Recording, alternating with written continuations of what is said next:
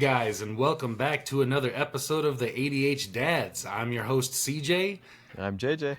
and today we have a very special guest coming on. We have John Kovaleski. He's the creator of the comic strip Daze, and that details John's experiences as a new father and what that's like, and all the trials, tribulations, rewards, and struggles and hurdles that come along with that. So it's got a very lighthearted feel to it and message, and I've been a fan since I kind of started reading it, and really wanted to pick John's brain today because this podcast here started through the Blend Dad family effort, which is when I first came into this family as a stepdad, and I was writing articles and more like journal entries, really personal stuff about what I was going through and what I was trying to navigate. And I accompanied those with some cartoons and some drawings and stuff like that. And that's kind of where this whole thing got started and morphed and evolved into this podcast that you're hearing now with JJ. So I was just really excited to talk to John and see what that journey's been like for him, and where he finds his inspiration. So John, man, say hi to our guest and tell us a little bit about yourself. Well, hello, everybody. I am a cartoonist and a teacher. Right now, this is actually my second syndicated comic strip. It's called Daze, and that is actually Daze.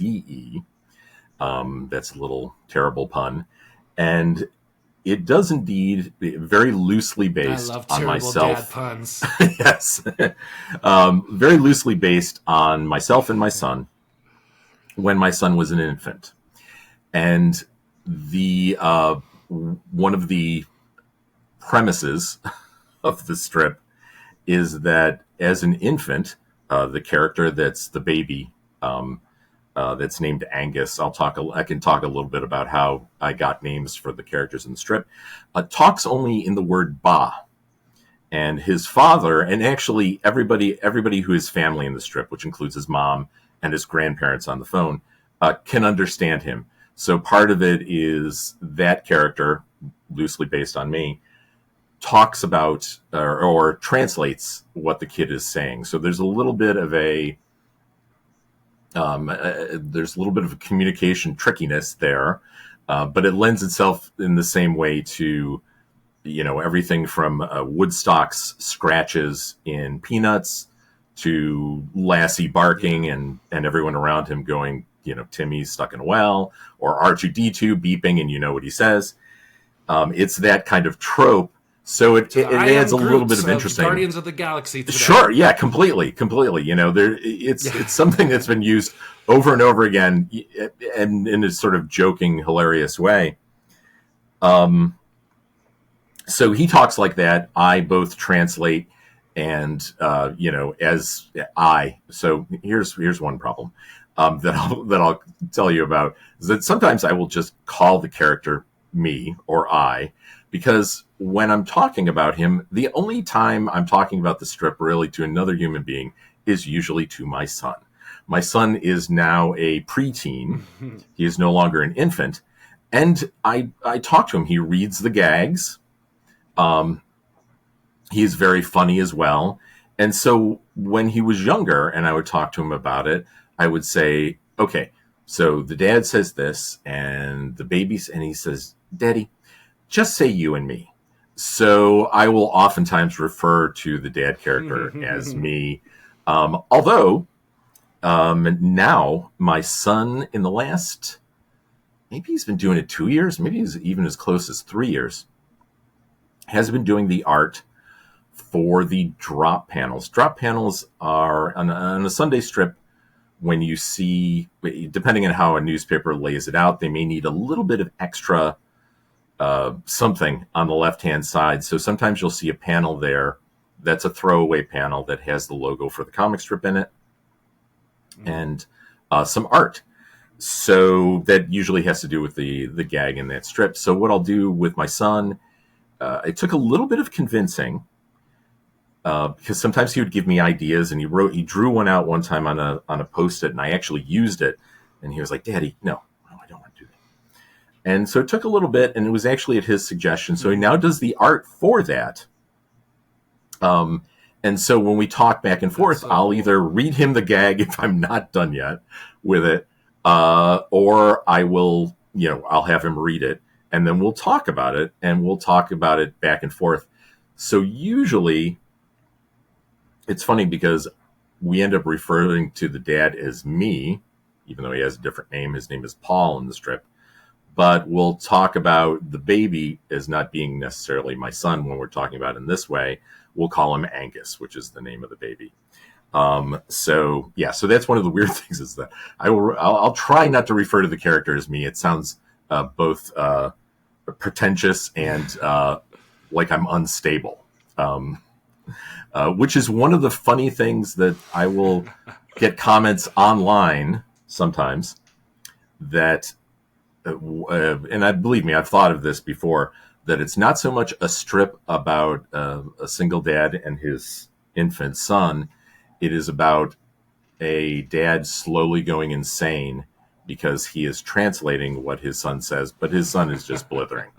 My son actually did, Yeah. when he was about 6 months old, say the word ba. All kids make noises. All kids think they are communicating. But he really thought he was talking. We have video of him just going ba, ba, ba, ba.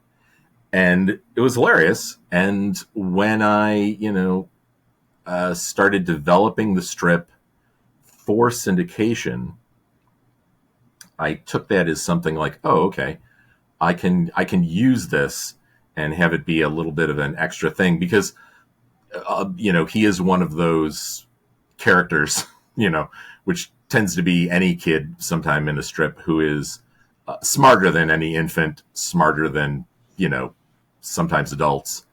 Although not all the time, asks a lot of questions, which I think is a key thing that comes with parenting. We spend a lot of time, answering questions of our kids. And a lot of times, a lot of what goes on in the strip is sort of question and answer based. And even if it's outlandish, Mm-hmm. I try to, it is, it is slightly based in reality. Well, that's what I really love about that comic strip too. Is the dynamic between Angus and the dad, and how all he is saying "Bob," but the dad is asking questions and answering his own questions in a lot of those strips. So, like you said, it's like this kind of journey as you watch this father, excuse me, as you're saying, go insane, but what I look at it is this beautiful way is the father is finding himself in these comics just through this simple just presence of this kid. And it's really resonated with me, John, because I have this memory that I've kind of been dying to tell on this podcast, but I've been waiting for you to come on because I feel it resonates so much. Resonates with. Okay, hold on. We have to pause here because I have this post-it note right above my my desk here that says Res O Nate, because for the last 23 podcasts I have been saying resugnate, Okay. and my wife, every time I'm done recording this podcast, she goes, "Baby, you did it again. It's resonate. Why do you keep putting a G in there? You always add consonants that don't belong in words." So I am trying to be better about my pronunciation. I have this post-it that says, don't try not to say, and so much. So, anyways, let me backtrack. Your comic strip really resonates with me because I have this moment. It was right as our youngest turned 2 years old, and he was, to me, in my mind at the moment, for the last 3 weeks during this season, I was using this term terrible twos. He's going through terrible twos. I don't know. He's just not. I can't understand all the things that I was using before to get through the day. These routines that we had put into place were no longer working. where I could sit him down and he would play with his cars or his toys in the corner while I got a workout in, and then we would go on a walk. None of those things were working anymore. He didn't have the attention span to sit in the corner. He was always wanting, attention and making noise and crying and having big emotions, and didn't want to go on the walks anymore. He wanted to get out of the stroller and start walking around now. He started to, get mobile, and just all of these routines that we had spent the last year putting in place ever since I decided to be a stay-at-home father with him started to not work. And I was kind of going crazy. Like, what is up with this? How do I do this? And in some of the dad chats that JJ and I are a part of, someone said it's not terrible twos. He's found a voice. He's now, all the old ways of communicating aren't working anymore. And he's developed all these new ways of moving around and vocalizing and making these noises. And, he's trying to communicate with you. He's trying to get present with you. And it was like a slap in the face. I was like, well, shoot, duh. And it was a few days after that, we were having a morning, and everybody had left for school, and it was just me and the little guy, and I was in the kitchen trying to clean and get stuff ready for the day, and he was making a big noise, a big to-do, and I couldn't figure out what he was wanting, but he was having big emotions about it, and I was just, Caden, come on, I'm trying to do this, I got the dishes to wash, and this and this and this, and all of a sudden, that conversation that I had previous days hit me like a brick in the head. And all of a sudden, it was like I tuned in and I could hear my son and what he was saying. And he said, Dada, I want car. It's up. And he kept going over to our little Alexa that has a camera, and he said, car here. And he was trying to get me to look on the camera to see that the car that he wanted to play with was up in the girls' room, that he wanted. And I was just trying to be dismissive of him to get through my, chore list through the day. And it was the first moment that I said, holy shit, my son's talking. Not only is he talking, he's putting together full sentences. And I've been so preoccupied with the me and the ego of what's going on in this body that I have been missing this 3 weeks worth of like talking and wanting to verbalize with me and communicate with me. And it was just this eye-opening moment where I collapsed on the floor with him. I hugged him. I cried these tears of gratitude and joy, like, oh my God, you silly Pollock, like, how did you miss this? It was right there. It's been right here. And ever since then, it's like I speak Caden, man. Like I'm fluent in toddler language, and I can hear words and pronunciations that nobody else, not even my wife, can understand in him. So when I see that dynamic in your comic between Angus and the dad, it warms my heart and gives me that moment and that memory that I have with my own son, and how we just need to just be present. And there's so much communication, even in these young ages, and so many lessons that can be learned from just being present, even if there aren't words to make that connection. True. Well, thanks for saying that. I mean, I think too, one of the things with how I relate to my kid is that for most of his life, myself and his mom have been co-parents, and we what that tends to mean is, because we're he's either spending time in my house or at her house, we're and I can't speak for her, but I think we're both we're more focused in the time that we're spending with him. We only have one kid, so that makes it a little bit easier. And because those times tend to be a little bit more, a little bit more binary. He's either there or he's not there. With most families, your kid is there, and you're, certainly it's part of the fabric of your life in terms of what you're doing. You're trying to do this, you're trying to do that. But mostly for me, it's usually I'm there with my kid, and I'm a little bit more focused on him, even when we've got to do something else. Got to go grocery shopping, or dinner needs to be made.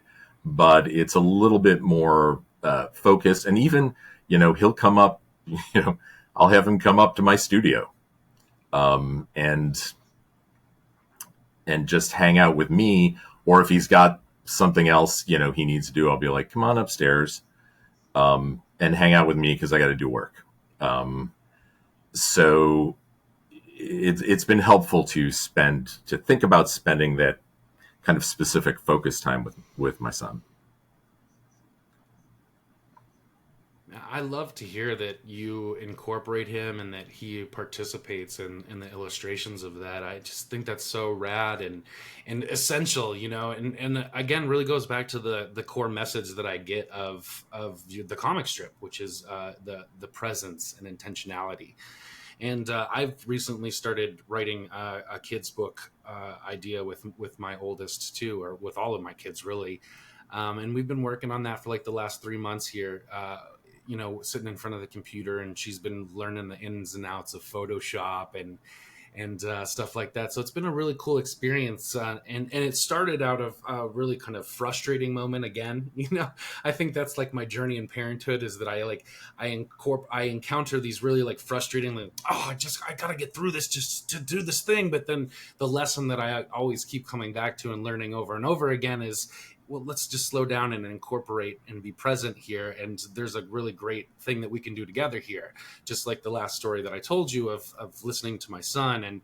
And when I had this idea and I was sitting in front of the computer, our oldest came over and wanted to get involved. What are you doing? This looks fun. You're coloring, you're drawing. I want to engage in this, and I at first kind of had this mindset of, well, I'm trying to just do it. I gotta get it done. And then I said, well, hold on, this is kind of taken away from why I'm doing this in the first place, Sure, sure. Let's do this together. So though maybe the quality of the illustrations may have degraded a little bit throughout the process, it's also like really forged a great connection and some really great memories, that then when we do publish this thing, she's going to be the illustrator on the front cover, Oh yeah. like she did this, and we're doing this together. So it's this really sense of pride that I'm getting, not through what the finished product will look like, but through the process that we are able to engage in together. Yeah, that's really great. I mean, So it I'm is just one of the curious, like, what, yeah, I'm curious, what does that look like now for you and your son, and how did you get him involved? Was that something that he kind of got his own curiosity for and wanted to do along with you? Or is that something that, you guys, that you kind of brought him in on? Or what did that look like? And how do you get the content now that he's older and you're still writing about this little toddler? right. Well, with in terms of getting him involved with doing the art for the Sunday strips, it really was my suggestion first. He really didn't want to do it, and he was younger. And then after a couple of years, he kind of asked if he could do it, and we kind of worked on it in that way. I actually, when I have enough time, I have him do the Photoshop coloring for it. Oftentimes, I don't because I'm super behind. He was actually he just left for camp for a couple of weeks, and so one of the Sunday strips I had written didn't have it drawn, so he did the art for that, just before he left, practically. In terms of the writing of it, the writing of it is all me, more or less. There are times when I will ask him, because he's a funny kid. I'll ask him something. So I just finished a bunch of strips that I wrote where, and I have sort of different, I don't know, ideas or sort of concepts that roll around with the strip. One that I mentioned is the asking of questions, which is practically all of parenting is kids asking you questions. And I can twist that to be a little bit funny, a little bit outlandish. I just, did it run? I don't think it's run yet. It might be running this week. I have a thing about Angus asking the dad if he ever had detention when he was in school. A question a kid might ask. And I actually used something that happened to me when I was in junior high, where I don't think I got caught at this, actually, where we were just shooting rubber bands in the study hall type of thing. And I used that. And then at the end, Angus asks his dad, is detention like spending a nickel in the slammer? You know, is it like being in prison? So that's the joke there. And then the next day's one is him asking again, and the dad saying no, detention is not like spending a nickel in the slammer. And then there's kind of a pause, and then Angus goes ba ba ba, and he goes, I have no prison tats.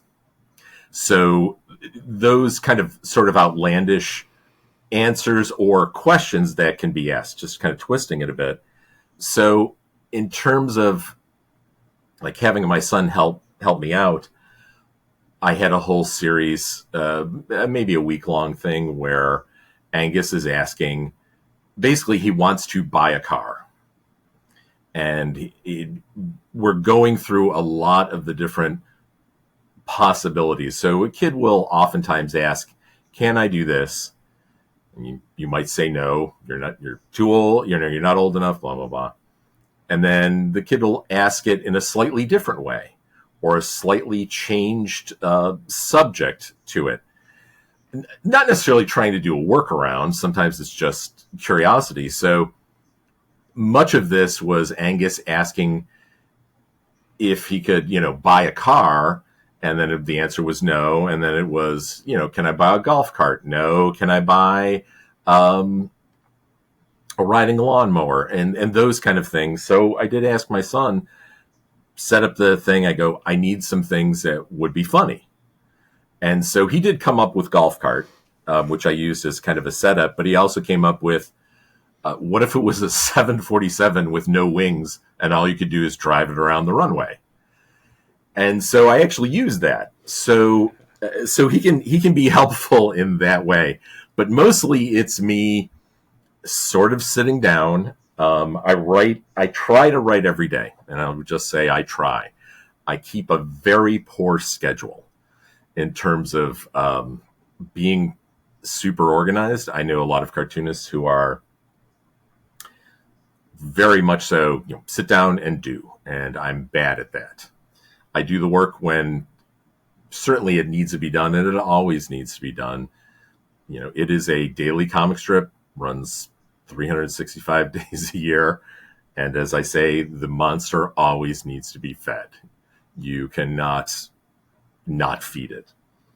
So I try to spend some time every day writing. And sometimes what that'll be will be me opening up, I tend to be a very paper and pencil type of person doing my work. But with this, I will make notes in my notes app on my phone. And sometimes it'll be a bit of a stream of consciousness of writing down something and then basically a lot of times writing, another cartoonist friend of mine called it this. It's sort of like organized organized daydreaming, where you think of an idea and you go, okay, where can this go? And so I'll just kind of type out little things, usually bits of dialogue back and forth. And, if it doesn't necessarily come up with a gag, that's fine. I have a huge long file of notes that I'm constantly going back to and digging through. And I'm sure there's stuff from 5, 6, 7, 8 years ago at the very beginning of that I haven't used, that I'll sometimes dig down and go, okay, what was this? Can I use this small idea and kind of build it into something else? So I don't necessarily use my son for direct inspiration. It is mostly a situation of two characters that I'm trying to think of how they would relate to something funny that comes up. Although, when I first started doing the comic strip, I was in grad school. I was in grad school when my son was born. I was going to a low residency college for my MFA in order to continue teaching. But one of the things I did there, and it was a great college, but it is super earthy, crunchy. So whatever you were exploring in terms of art, as long as you were being rigorous in it, they were fine with it. So I went in thinking I would mostly do sort of graphic novel work. Ended up doing abstract expressionist painting, which I still do, doing a lot of different sort of explorations, some video stuff, some found object sculpture that had to do with photography. And one of the things I did during that time, because I had done a comic strip for a little over 4 years. Once again, terrible pun, called Bo Nanas. Name of the main character, who is a talking monkey in the real world. And it was not successful. I kept going. I kept doing it for much longer than I should have. And one of the things I was really struggling with was the process of doing the comic strip. I thought maybe, even though in terms of cartooning, I've done a lot of illustration and stuff like that, but in terms of cartooning, I always wanted to have a comic strip, and it really felt like, okay, maybe this is not the thing for me. Maybe this is not going to work out.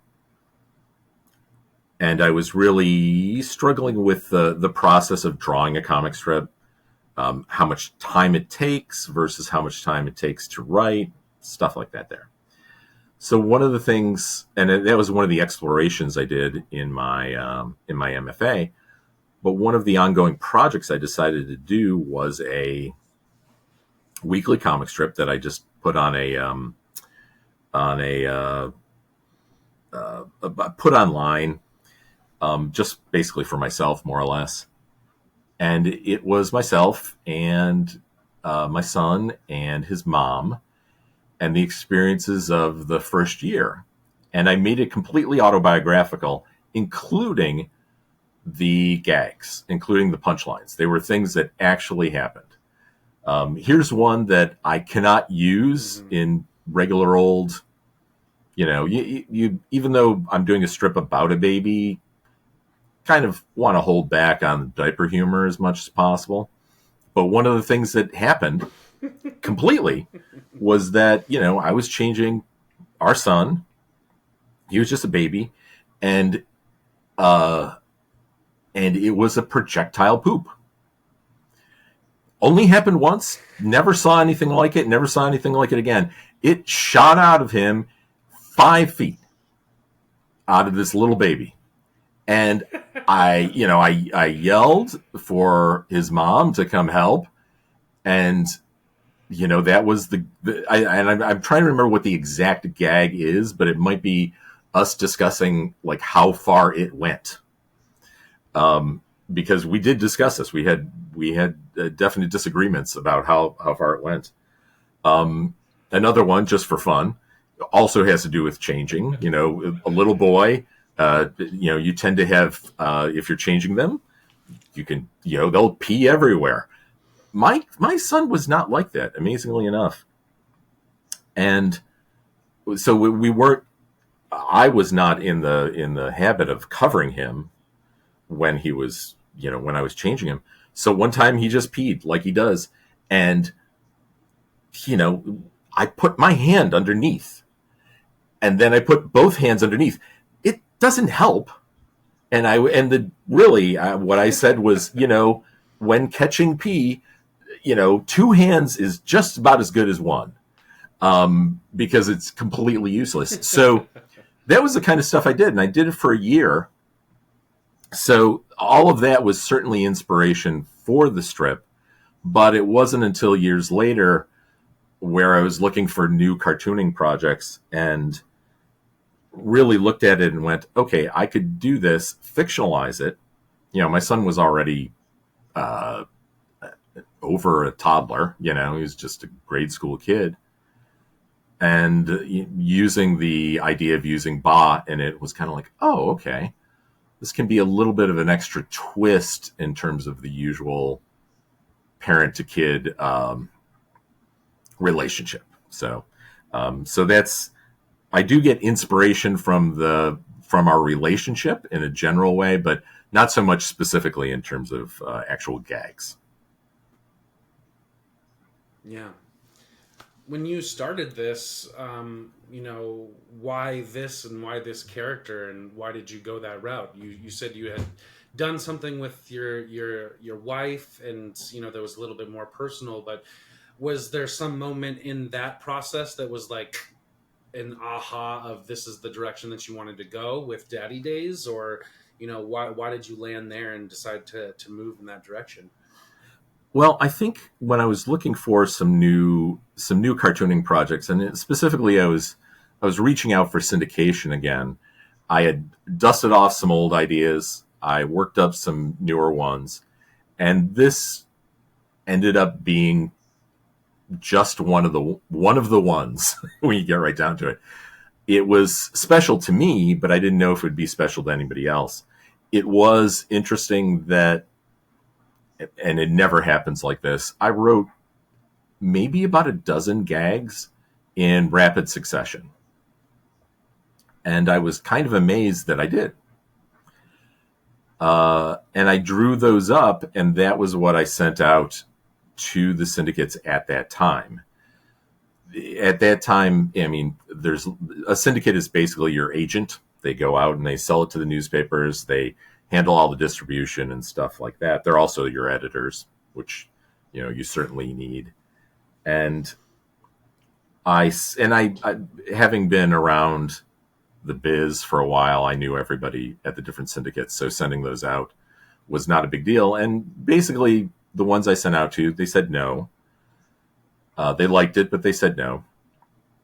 And one of the ones actually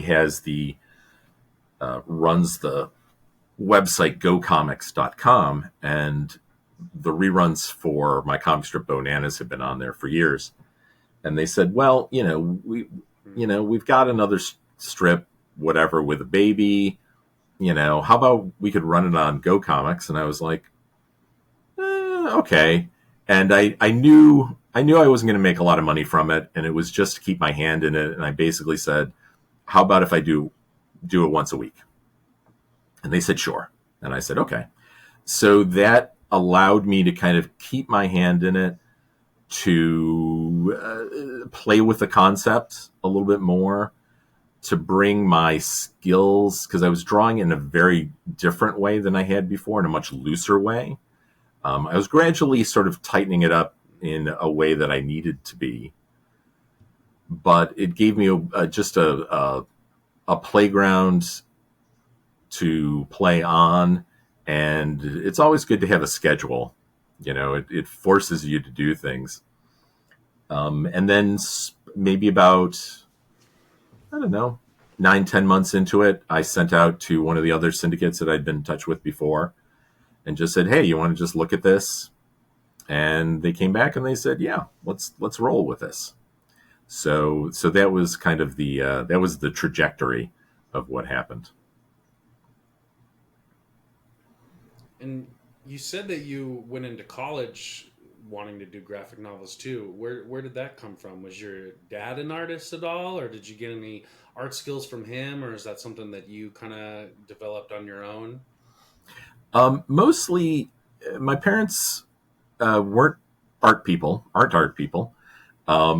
So I always had an interest in it. My mom's brother, my uncle, was an artist, so he would help out in terms of a little bit of guidance to my parents. I took some private art lessons and such like that. I always wanted to be a cartoonist. I always wanted to have a comic strip from really the moment I can remember. Let's say 5 or 6, and wanting to do then too as a kid. Oh yeah, and that kind of got me into doing other kinds of art. And I initially went to college and became a graphic designer. My degree was in graphic design because I left cartooning behind for a while. And it wasn't until I got out of college and was doing some jobs here and there that needed some cartooning with them, that I started to get back into it. And there was, so I basically was working as a graphic designer doing cartooning on the side, did a comic strip for a weekly newspaper for a number of years, sent out stuff for the syndicates.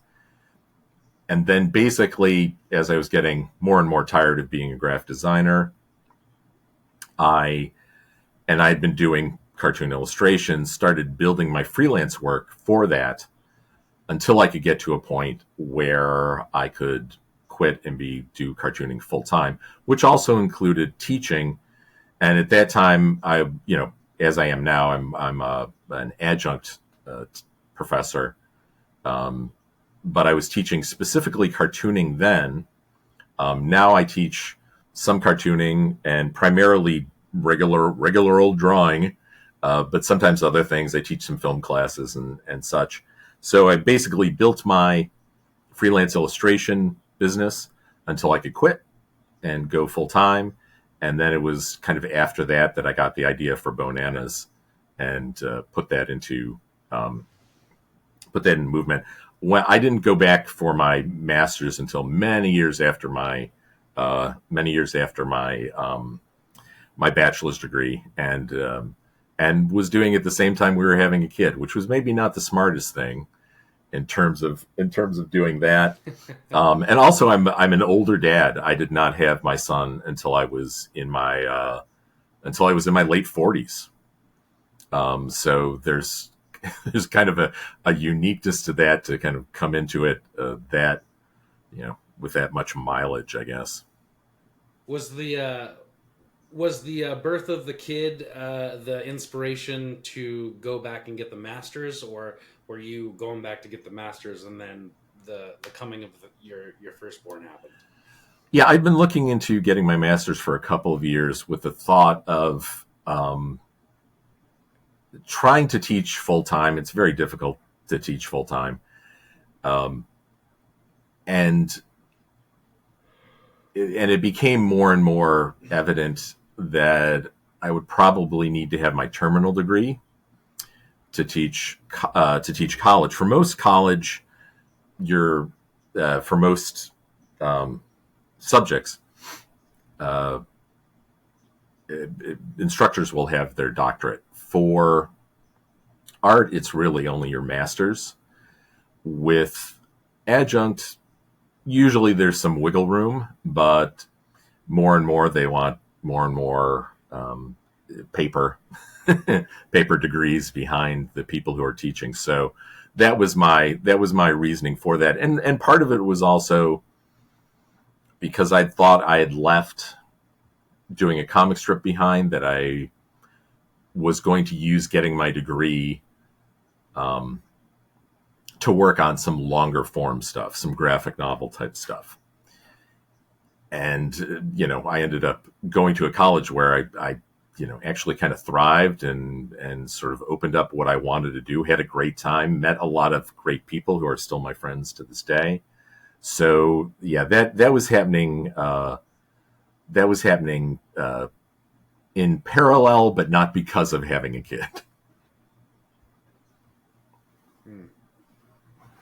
So I'm curious, what is this process that you've been doing this, 5 years now, since 2018 with Daddy Daze? Is that right?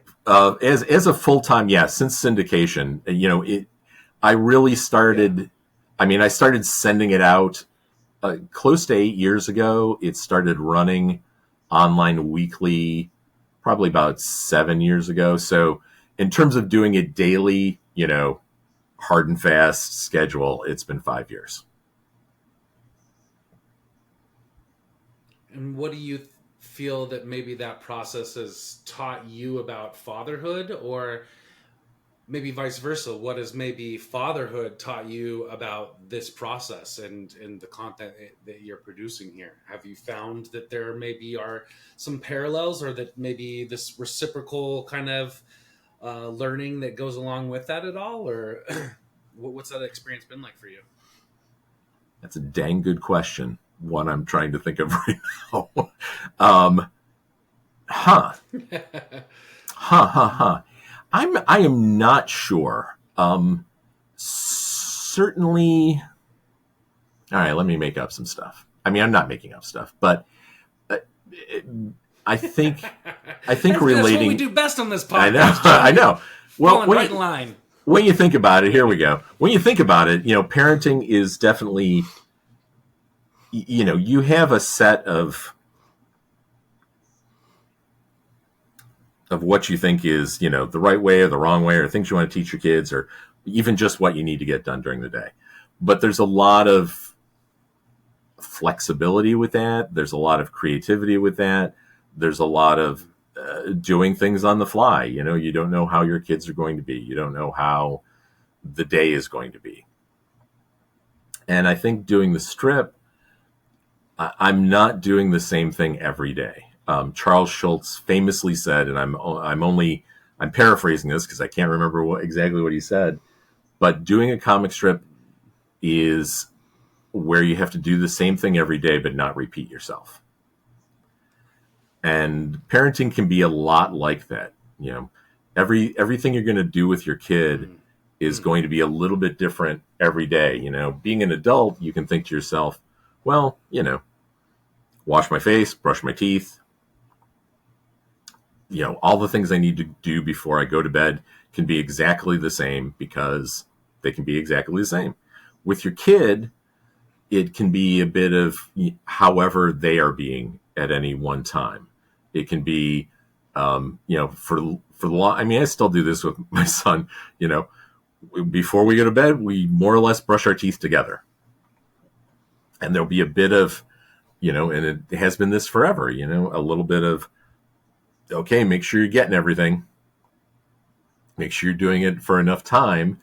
And I know when he was younger, we would have little games we would play to make sure it's enough time, or when we're doing kind of the fluoride rinse, make sure you have it in. So it might be, humming a little song, or for a while, my kid's he's an artistic kid.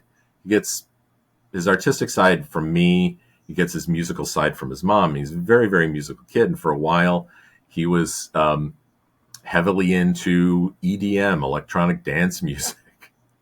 And so he would watch these videos of these DJs. So we would pretend we were DJs, and we would just joke about how little a DJ is doing in terms of their performance, and that they're just pressing a button. So we would put, we just did this, I think, recently, because a lot of callbacks. He's a very funny kid. So we put our rinse in our mouths, and we're just, going slosh, slosh, slosh, and we'll both pretend like we're scratching, and we'll just hold it in our mouths, and then very obviously go to press a button, and then we'll start going whoosh, whoosh, whoosh, and then, crazy dancing as if we are, inflatable guys at a used car lot, that you see out attracting attention on the road. So there's little games that you just do, even though you try to make them, you've got a schedule, you've got things that need to be accomplished, but there needs to be some creativity because there just needs to be.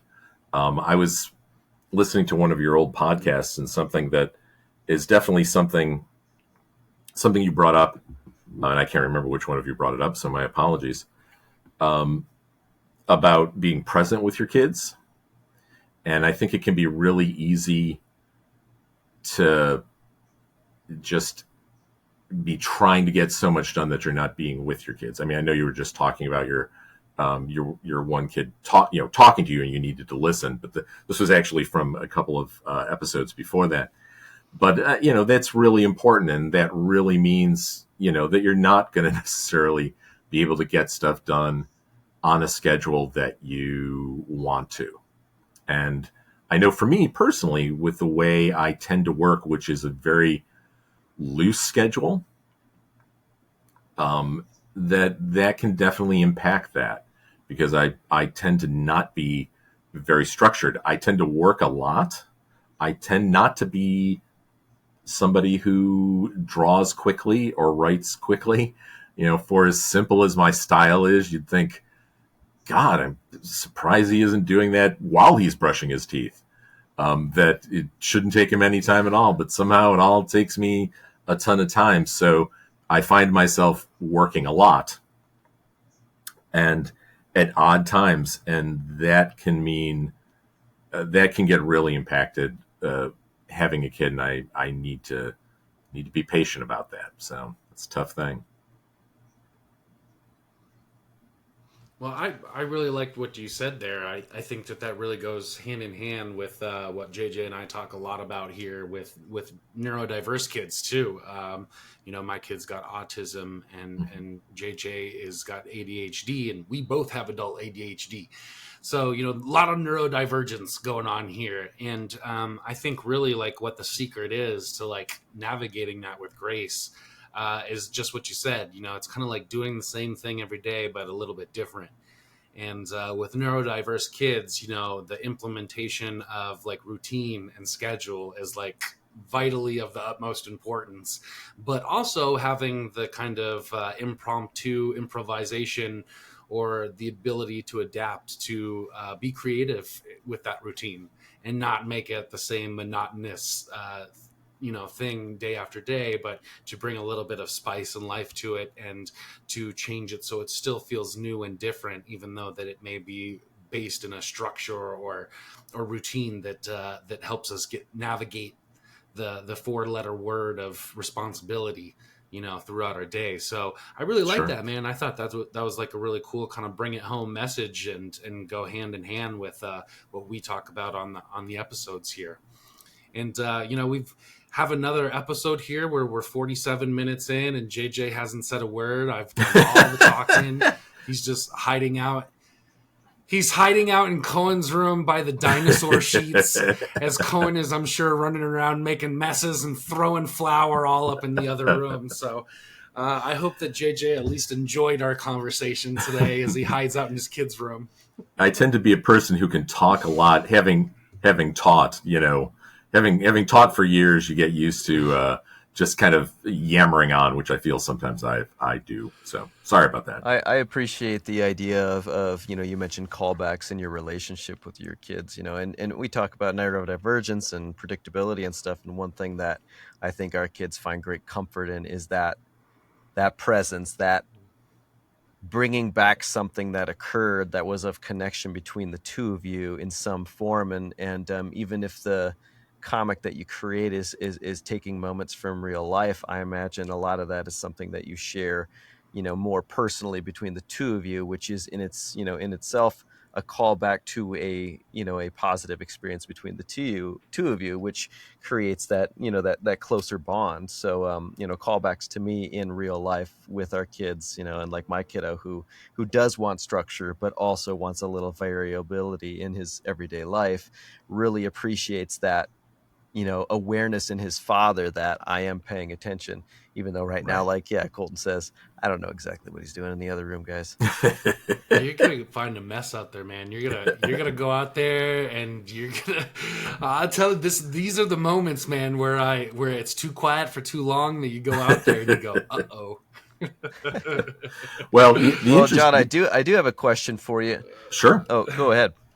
No, I was just saying. I was going to say the whole thing about being too quiet for too long. My son, his major music thing is that he's a drummer. So his activity is just making noise. So, if things are indeed quiet, then I do need to kind of ask what's going on, type of thing.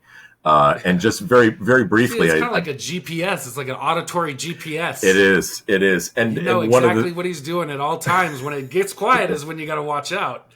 One of the things that I wanted to mention, because I was talking about having to name the characters, and I really didn't name the characters until we were heading into syndication. I didn't even want to name the characters because it was just, if the dad ever talked to his son in the strip, he would call him boy, which is what I also call my son sometimes. And where the name Angus came from was at that moment, like many, I guess he was maybe 7, about right? Yeah. Like many 7-year-olds, he was completely obsessed with AC/DC, which I'm just joking. Most 7-year-olds probably aren't. But at that point, he was, and we were watching this one AC/DC DVD we had, this um, video of a concert, because he really liked to watch musicians actually playing. And so we would watch it over and over again. So I named his character after Angus Young, the guitarist for AC/DC, because it was like, oh, okay, that's a kind of unique name. Love it. That would be fine. And mine, very briefly, mine came from actually when I was talking with my son's mom about the comic strip and what I was going to name the kid, and I wasn't really sure what to name my character and her character. She suggested, because Angus came from an interest my son had, she suggested, well, why don't you name yours after somebody that you look up to or whatever. And so I named mine after Paul Coker, who was a one of the cartoonists from Mad Magazine, who I really loved. And I left it up to her to pick out a name for herself. So she picked out a bunch of them based on different people. So she picked out Amy, or one of them was Amy, and that's what I chose, who's named after Amy Beach, who was a pianist and composer, I think in the early 1900s. I don't have that right at the tip of my brain. And I think part of it was also picking to the names of the parents come up very infrequently. So it was picking two rather normal and rather boring names to in comparison with the baby's kind of unique name of Angus. Not really your usual baby name per se. Well, yeah, what's next for Daddy Daze, or what's next for John? Or do you have any other things that you'd like to syndicate or develop, or what's the direction that you'd like to head after Daddy Daze is no longer a thing for you? Well, I'm hoping Daddy Daze will continue to be a thing for me, to be honest. That's the weird thing about syndication, is that it is theoretically something that doesn't end. Most cartoonists don't necessarily, it goes two ways. Either you're successful enough and you've become successful enough that you can walk away from it if you want to. Bill Watterson did with Calvin and Hobbes. Gary Larson did with The Far Side. Or you just kind of continue it and try to do other things around it. Right now, it is building my readership. So, granted, newspapers are having a lot of trouble. So trying to get into more newspapers is tough, but I do make a little bit of money if people go and see it online. So if people want to check it out, it is at Daddy Daze Comic. So it's DADDYS, or sorry, let me start that again. DADDYDAZE comic.com. And so part of it is just to build that audience. One of the things I'm working on right now, for hopefully within the next half a year or so, is a little bit more of a personal story that I'm going to run for a couple of weeks, which is about going when my dad died and going to his funeral. And some of the gags are directly things that my son said. They're kind of like the old version of this, where they are definitely right from life. But others of it are just kind of situations. We got caught in an awful snowstorm. We actually had to get a hotel room at 3 a.m., traveling up. And then I'm working on some other things, working on some things that have to do with teaching, working on some things. I'm working on a graphic novel, a whole bunch of things that it seems like I've just don't have enough time for. And I'm trying to spend the summer structuring myself just a little bit better. Well, thank you, John, for coming on and taking time out of that busy schedule to talk to us, man. I really enjoyed all the stuff that we touched on today and learning about your journey here. Oh, thank you both. And not to worry, guys, we'll have all the information and links to John's stuff in the show notes. We'll put the Daddy Days link there and some links to his social media and stuff and where you can check out some of his comics. So thank you guys for listening to me and John babble. And if you're watching, you get to check out Cohen's cool dinosaur sheets. But once again, I'm CJ. I'm JJ. And this has been the ADH Dads. We'll see you next week.